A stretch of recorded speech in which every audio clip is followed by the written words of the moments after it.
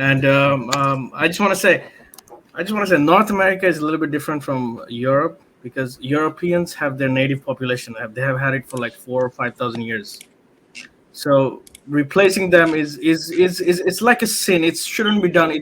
What was done to Native Americans was wrong because Native American population was absorbed by the European migration, and I think that was wrong. And what's happening to Europe right now is also wrong.